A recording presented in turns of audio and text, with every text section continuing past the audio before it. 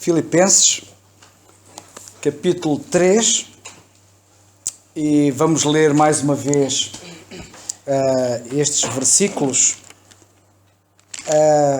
Vais ler até o versículo 21, o capítulo todo. Está bem, Tiago? Okay. Diz assim a palavra do Senhor: Resta, irmãos meus, que vos regozijeis no Senhor. Não me aborreço de escrever-vos as mesmas coisas e é segurança para vós. Guardai-vos dos cães, guardai-vos dos maus obreiros, guardai-vos da circuncisão. Porque a circuncisão somos nós que servimos a Deus em espírito e nos gloriamos a Jesus Cristo e não confiamos na carne. Ainda que também podia confiar na carne. Se algum outro cuida que pode confiar na carne, ainda mais eu. Circuncidado ao 8º dia da linhagem de Israel, da tribo de Benjamim, hebreu de hebreus. Segundo a lei fui fariseu. Segundo o zelo perseguidor da igreja. Segundo a justiça que há na lei, irrepreensível. Mas, o que para mim era ganho, reputei-o perda por Cristo.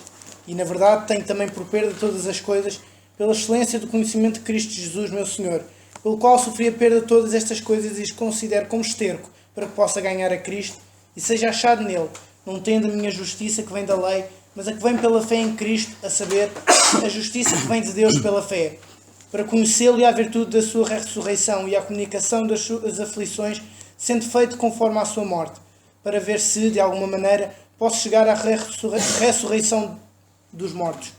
Não que já a tenha alcançado ou que seja perfeito, mas prossigo para alcançar aquilo para o que fui também preso por Cristo Jesus. Irmãos, quanto a mim, não julgo que o haja alcançado, mas uma coisa faço, e é que, esquecendo das coisas que atrás ficam e avançando para as que estão diante de mim, prossigo para o alvo pelo prémio da soberana vocação de Deus em Cristo Jesus. Pelo que todos, quantos já somos perfeitos, sintamos isto mesmo. E se sentis alguma coisa de outra maneira, também Deus vos-la revelará. Mas naquilo a que já chegámos, andemos segundo a mesma regra e sintamos o mesmo. Sede também, meus imitadores e irmãos, e tendo cuidado, segundo o exemplo que tendes em nós pelos que assim andam. Porque muitos há, dos quais muitas vezes vos disse, e agora também digo, chorando, que são inimigos da cruz de Cristo, cujo fim é perdição, cujo Deus é o ventre, cuja glória é para a confusão deles, que só pensam nas coisas terrenas. Mas a nossa cidade está nos céus, de onde também esperamos o Salvador, o Senhor Jesus Cristo, que transformará o vosso corpo abatido para ser conforme o seu corpo glorioso, segundo o seu eficaz poder de sujeitar também a si todas as coisas. Obrigado, graças a Deus, por esta leitura preciosa da Palavra de Deus. Eu gostava de iniciar o estudo 2, tecendo uns breves pensamentos sobre o versículo 3, e depois passo a palavra ali ao nosso irmão Daniel, que é sempre um prazer e um privilégio tê-lo aqui connosco. Mas eu começaria por, no versículo 3, o nosso irmão Daniel já fez algumas referências aqui ao versículo 3, e provavelmente, se calhar, não sei, só ele é que sabe o que é que ele vai dizer, mas eu gostava de aqui no versículo 3 dizer o seguinte. Bem, vejamos o versículo 3 à luz do contexto. O apóstolo diz aqui nesta passagem, o apóstolo está preocupado no versículo 1 com alguma instabilidade que possa haver nos crentes e falta de segurança. Deixai-me dizer que se há uma coisa muito importante nos crentes, em todos nós, é nós termos a consciência de que estamos seguros. Por isso é que ele terminou o versículo 1 dizendo: é segurança para vós. Ele está preocupado com alguma fragilidade, com alguma instabilidade, fruto de um sentido grande de insegurança. E nós, de facto, precisamos estar seguros. E a segurança passa pelo ensino da Palavra de Deus. Um ensino deficiente leva-nos a sermos muito inseguros. O apóstolo Paulo, escrevendo aos Efésios, diz a esse respeito que alguns são levados por qualquer vento de doutrina. Quem não está firme na Palavra de Deus, qualquer vento de doutrina pode mover a pessoa da firmeza em que se deveria encontrar. Depois o apóstolo está preocupado, na verdade é por esta insegurança, pela ameaça que existe, e sobre isso já falamos bastante, de maus obreiros, de os indivíduos da circuncisão, sobre os quais já falamos, os judaizantes, que deixaram semente para a história, e temos-los aí com abundância, e daqueles a quem o apóstolo chama dos cães. Nós já vimos o significado de cada uma destas coisas. Depois ele diz, porque a circuncisão somos nós. E o Daniel teve a ocasião de explanar muito bem o que isto significa. Mas eu queria chamar a vossa atenção para o facto que ele diz, nós quem? Nós que servimos a Deus em espírito. E não confiamos na carne. Vamos ver se eu consigo dizer o que me vai na alma. A este respeito. Ao longo da história da Igreja, esta tem sido uma grande luta. A Igreja, ao longo dos tempos, teve sempre esta luta e esta dificuldade, que é aquilo que o apóstolo chama servir a Deus em espírito. Porque a tendência é as pessoas servirem a Deus na carne e até servirem a Deus na alma. Não é por acaso. Bem, eu gostava de dizer já para já o seguinte, que é muito importante, que é o seguinte. Quando a Bíblia diz servir a Deus em espírito, está a falar do mais alto serviço que se presta a Deus, que muita gente não sabe. Porque muita gente, quando vê aqui a palavra serviço, e pensa que serviço é uma coisa trivial e de alguma forma baixa. Não é. O serviço mais elevado que existe é o serviço a Deus, que significa adoração. Há muita gente que não entende a adoração como um serviço. E a adoração é o mais elevado serviço que a alma humana, ou que o espírito humano pode prestar, que é Deus. Ao longo da história da Igreja na Terra, houve sempre esta tendência. Já nos dias de Paulo, ele estava a lidar com esse problema, porque as pessoas, em vez de servirem a Deus em espírito, gostam de o servir na carne.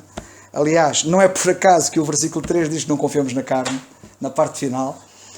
E também gostam de o servir na alma.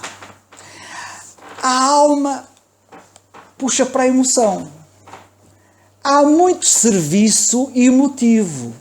Há muito serviço que apela à emoção. E que vive para a emoção.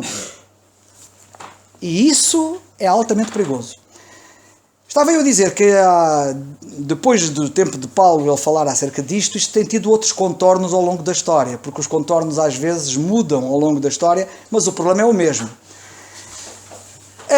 As pessoas chegaram a uma certa altura e para o serviço a Deus pensavam que o grande serviço que se podia prestar a Deus era, por exemplo, fazer-lhe uma grande catedral, uma grande igreja, um grande templo. E pensavam que nisso estava um grande serviço para Deus. Então apostou-se muito nos templos, nos vitrais, nos incensos, naquilo que se cheira, naquilo que se vê, naquilo que tem a ver com o tato, naquilo que tem a ver com o corpo. Isto ao longo da história, e se nós estudássemos um bocado a história da Igreja, iríamos ver que isto foi um problema ao longo da história, porque as pessoas de facto estavam convencidas que o grande serviço a Deus estava naquilo que viam, na pompa, nas grinaldas, na sumptuosidade das vestes sacerdotais, em tudo o que é físico. Mas vamos nos deixar desse tempo, que foi um problema e que de alguma forma em alguns círculos ainda será. Mas o problema maior nos nossos dias em relação à parte do corpo é que há muita gente a querer adorar com o corpo.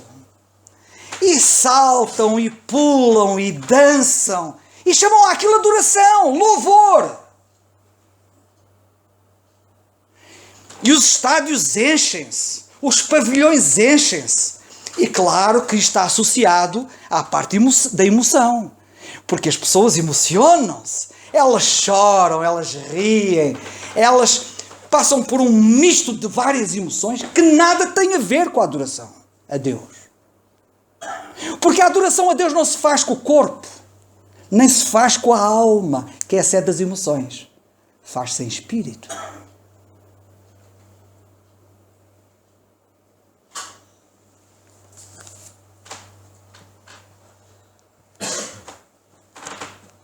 Por que será que os estádios e os pavilhões se enchem para esta suposta, entre aspas, adoração? Esta é uma outra forma de maus obreiros que andam para aí.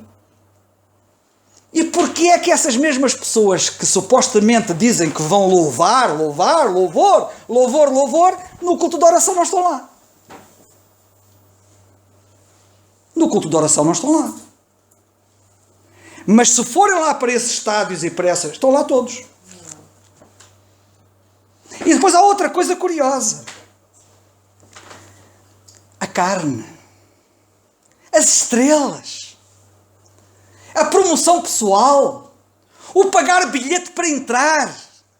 Irmãos, isto nada tem a ver com o Evangelho. Nada tem a ver com o Evangelho. É completamente divorciado do Evangelho. Até mesmo a criação de coros, ou coros, não sei como é que vocês pronunciam isso. Eu, como se não sou português, vocês perdoam-me tudo. São os coros, não é? A ideia que se tem feito passar que os coros ajudam a congregação a louvar. Bem, eu gostava que alguém me dissesse qual foi o coro que ajudou o Senhor Jesus Cristo e os 12 apóstolos a cantar o hino. E também gostava de saber quem foi o grupo que estava ao lado de Paulo e Silas na prisão para ajudá-lo a cantar aqueles hinos que eles cantaram a Deus. A Deus. Que eles não cantam para Deus, cantam para a audiência. São estrelas. Fazem concursos de grupos. Têm, como é que se diz? Os Emmys. Os Emmys evangélicos. Os Emmys cristãos. Ou, se quiserem, os Oscars. Eu não sei que nome é que dão àquilo. Mas anda por aí. Os Dove. Os Dove. De pomba. Eles podem ser pomba, mas não é da Bíblia. Isto tem que ser denunciado. Porque é deste tipo de problemas que Paulo está a falar. Os contornos hoje assumiram outra configuração. Prezados irmãos,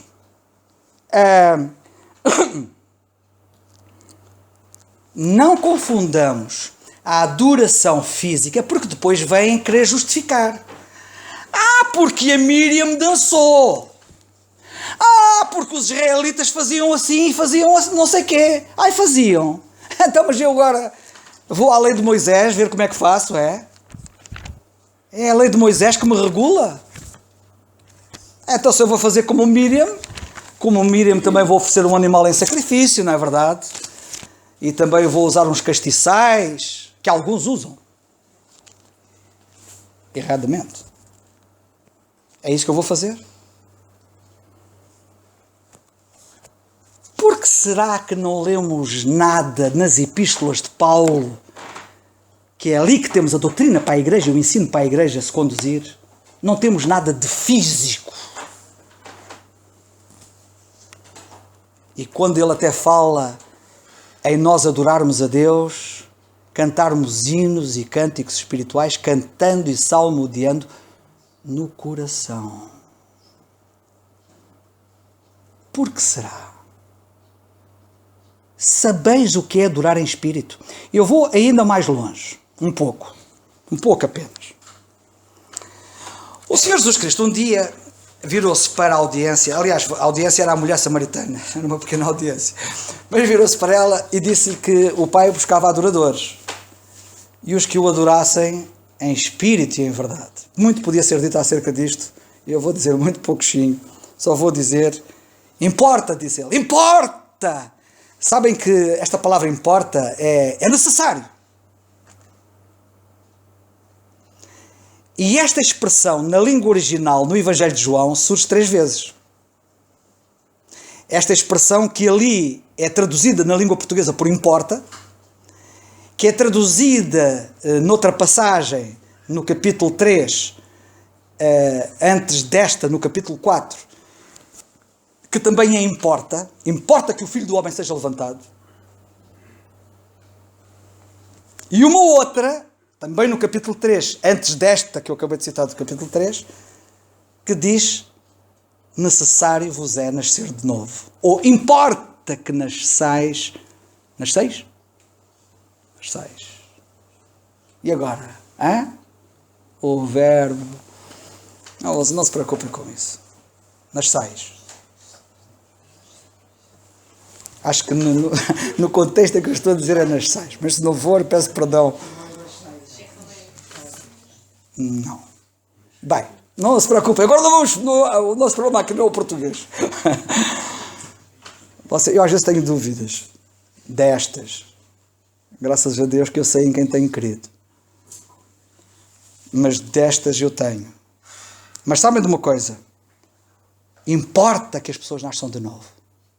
Importa que o Filho do Homem seja levantado. E importa que aqueles que o adorem em espírito e em verdade. 3 vezes é necessário, ou 3 vezes importa. E eu gostava que vocês notassem a ordem. Porque a ordem começa pelo novo nascimento, em João 3,7. As 3 passagens, eu cito-as. A primeira está em João 3,7. Necessário vos é nascer de novo.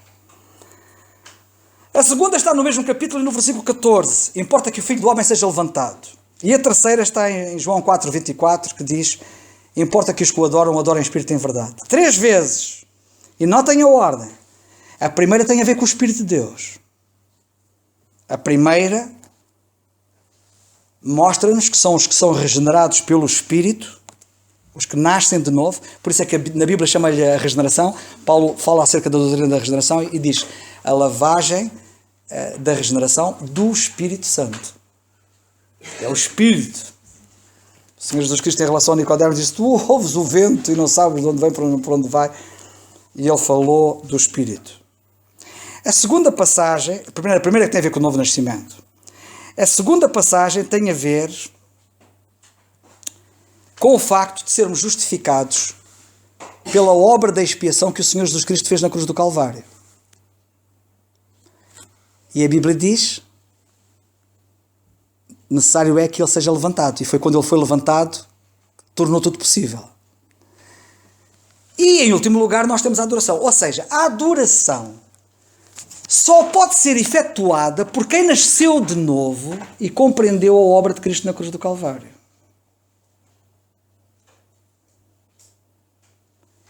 E eu temo que muitos não saibam o que é adorar até, porque nem de novo nasceram. E quero-vos dizer que há um certo mercantilismo numa certa cristandade que nós vemos por aí.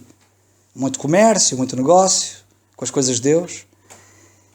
E vejo muitos interesses que não têm a ver com os interesses de Deus.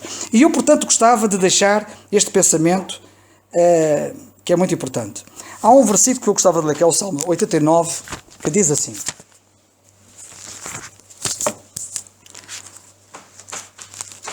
Salmo 89, que diz assim, versículo 7, muito rapidamente, eu vou-me já calar, só vou dizer mais uma coisa. Diz assim: Deus deve ser em extremo. Ouçam bem esta frase, e nós devíamos ficar aqui uma semana ou um ano inteiro só a pensar nisto. Deus deve ser em extremo, não é moderadamente, em extremo, tremendo na Assembleia dos Santos e grandemente reverenciado por todos os que o cercam. Nós somos tão levianos na forma como nos abeiramos de Deus. Eu gostava de ficar aqui muito tempo a pensar nisto. Deus é tremendo em extremo na Assembleia dos Santos e é grandemente reverenciado por todos os que o cercam. E se alguém quiser ter dúvidas acerca disto, leia o livro do Apocalipse e veja o que é que se passa lá na glória. Por fim, só gostava de terminar dizendo o seguinte.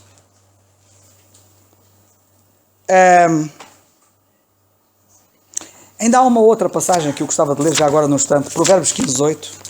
Provérbios 15:8. Que diz assim.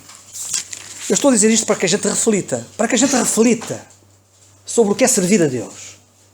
Isto é para refletirmos. Não estou aqui... É para a gente refletir e pensar e medir aquilo que eu devo ser daquilo que eu sou.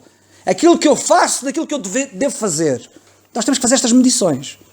Que é para vermos o quão longe nós estamos daquilo que Deus requer. Em Provérbios, no capítulo 15 e no versículo 8, lemos assim. O sacrifício dos ímpios é abominação ao Senhor, mas a oração dos retos é o seu contentamento.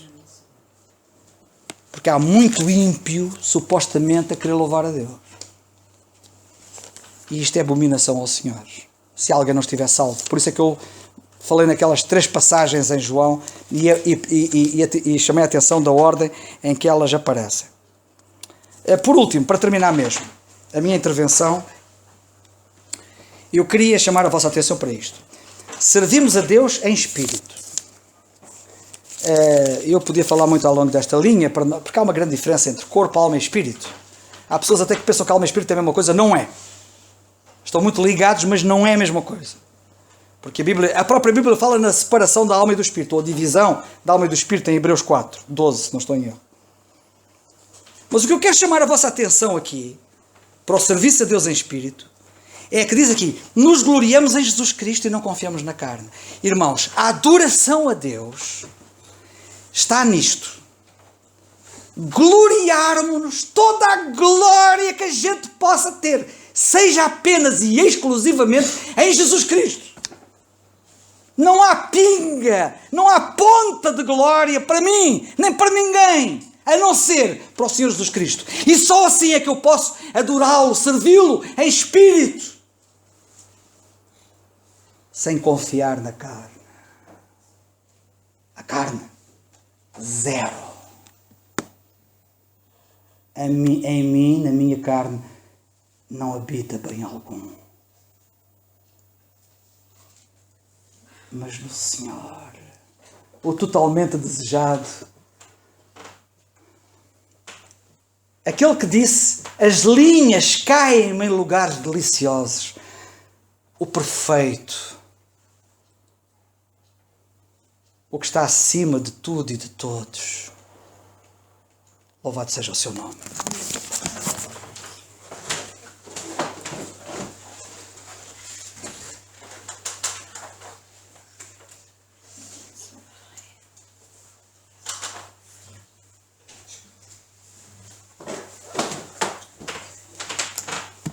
Boa noite a todos. Graças a Deus o meu carro estava a ir muito bem.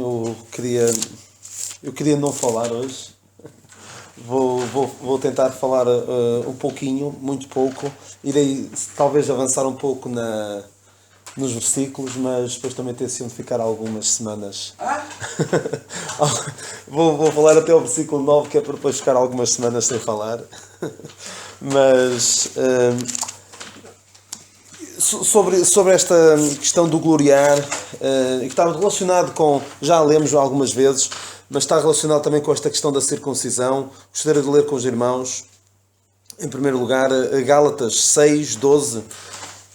Gálatas 6:12. Porque isto de querer servir a Deus na carne sempre teve problemas, sempre trouxe problemas. E nós lemos esse mesmo problema que Paulo, este mesmo combate que Paulo teve aqui com estes falsos ensinadores que estavam a atacar os filipenses, também atacaram os gálatas. Então lemos em Gálatas 6:12: todos os que querem mostrar boa aparência na carne, esses os obrigam a circuncidar-vos somente para não serem perseguidos por causa da cruz de Cristo. Porque nem ainda esses mesmos que se circuncidam guardam a lei, mas querem que vos circuncideis para se gloriarem na vossa carne. Mas longe de mim esteja a gloriar-me, a não ser na cruz de nosso Senhor Jesus Cristo, pelo qual o mundo está crucificado para mim e eu para o mundo. Porque em Cristo Jesus nem a circuncisão nem a incircuncisão têm virtude alguma, mas sim o ser uma nova criatura.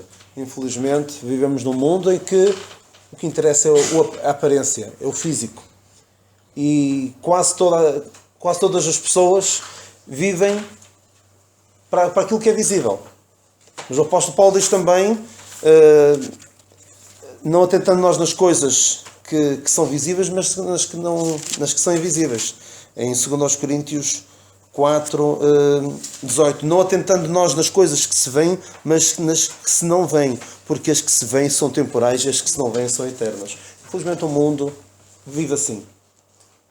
E o crente que quer servir a Deus na carne também vive assim. Vive para o aparente, vive para aquilo que é visível, para aquilo que é palpável, para aquilo que apela aos nossos sentidos.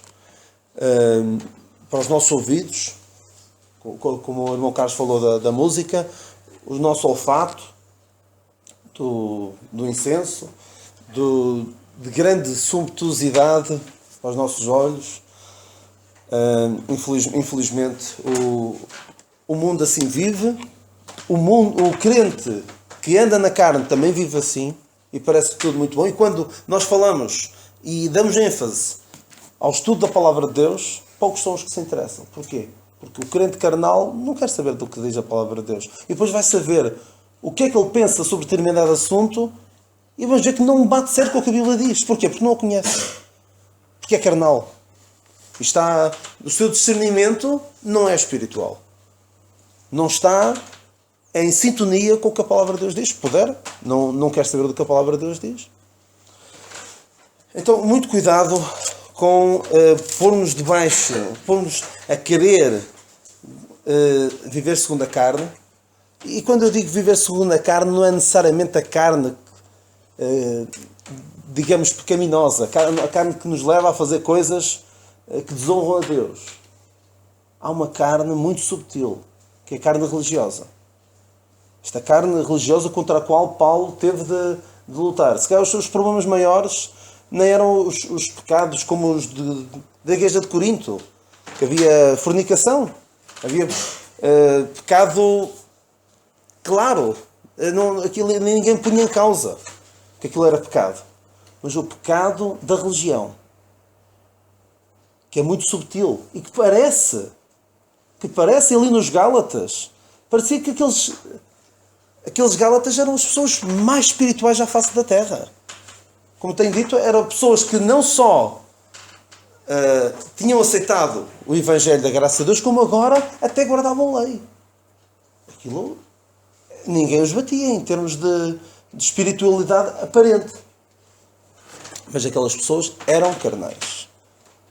E não sei se sabem sobre os Gálatas. Não sobre os Gálatas vou falar já a seguir. Sabem que Paulo, sempre que escreve uma carta, diz que tem sempre qualquer coisa de boa para dizer. Sempre, por exemplo, aqui dos Filipenses, dizia que dou graças ao meu Deus todas as vezes que me lembro de vós. Diz sempre qualquer coisa de boa. Mesmo dos Coríntios, em que ele certamente escrevia com o seu coração dilacerado pelas notícias que ouvia, ele escreve aos santificados, penso que é isso que ele diz, aos santificados em Cristo Jesus. Não sei se estou a errar. Aos santificados em Cristo Jesus. É na primeira epístola aos Coríntios. Sabem qual é a única epístola na qual ele não diz nada de elogioso? É aos Gálatas. Os Gálatas que estavam mergulhados na religião. Mergulhados em servir a Deus na carne. Desses, Paulo não tem nada de elogioso a dizer. Isso revela-nos o quanto Deus abomina quem quer servir a Deus segundo a carne. Mas é mais apelativo. E sabe uma prova evidente de como o homem gosta?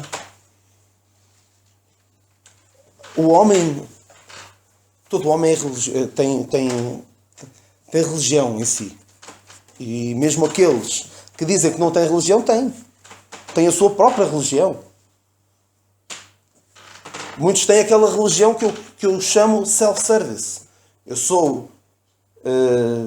gosto disto, gosto daquilo, depois há uns que são católicos e gostam da reencarnação, e depois vão buscar aquilo ali, e depois escolhem um bocadinho de cada. Isso é a religião self-service. Todos os homens têm a sua religião. Depois há aqueles que costumo dizer que também são os católicos com alíneas. Eu sou católico, mas isto aqui não concordo, isto aqui também não concordo, isto aqui também não concordo. Todo homem é religioso, de uma maneira ou de outra. E uma prova de como todo homem busca a religião e nunca fica saciado. Vemos toda a humanidade, se nós formos a ver, faltam poucos meses, vamos ver ali Fátima a ficar cheio de pessoas que vão, pelo seu fervor religioso, pela sua carne religiosa, vão fazer toda uma série de coisas. Costumo dar este exemplo. O Senhor deu a Moisés a lei com, não sei agora ao certo quantos mandamentos. Largas centenas de mandamentos. Sabem o que é que a nação de Israel tinha feito quando o Senhor veio aqui à Terra? Em vez de, oh Deus, tantos mandamentos, vamos ser razoáveis, vamos tentar tirar alguns. O que é que eles fizeram? Eles acrescentaram. O homem nunca fica satisfeito com aquilo que já tem em termos religiosos. Quer sempre mais. Está sempre a tentar superar. Um fez isto, então eu tenho que fazer mais. Infelizmente é assim. Quando Deus só pede uma coisa. Querendo o Senhor Jesus Cristo serás salvo. Há uma pequena, não é bem uma piada, mas é solene. Mas com um pouco de humor eu quero transmitir aqui uma ideia muito importante. Ou seja, penso que alguns se lembrarão de um pequeno folheto que havia, que era, já ouviu falar das 4 leis espirituais. Penso que, eu agora não me lembro quais eram essas 4 leis espirituais, mas alguns talvez ainda se lembrem de cor. Mas sabem como é que um homem religioso pode evangelizar alguém? Já ouviu falar das 4.573 leis espirituais? É assim que o homem religioso pode evangelizar alguém. E o problema é que quem vai atrás da religião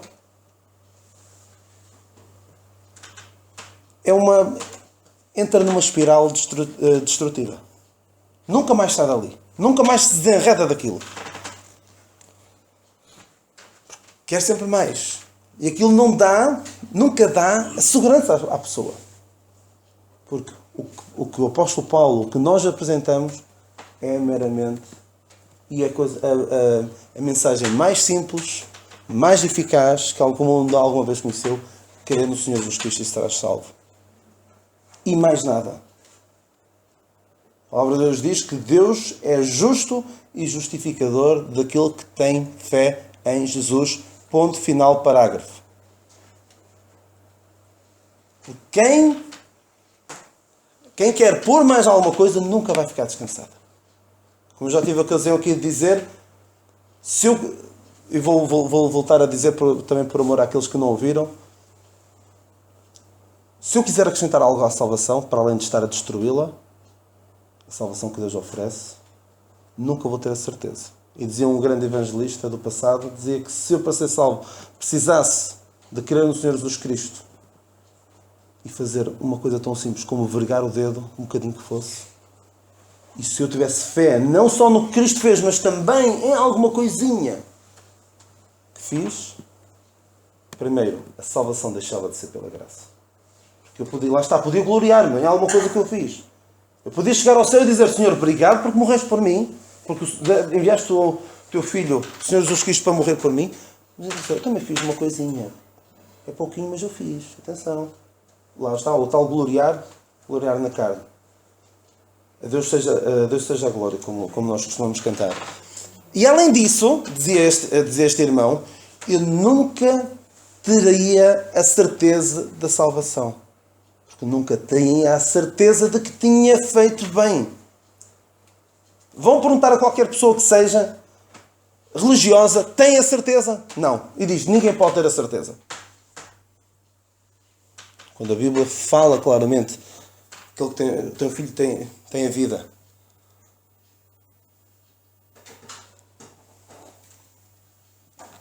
Nós hoje podemos estar absolutamente descansados.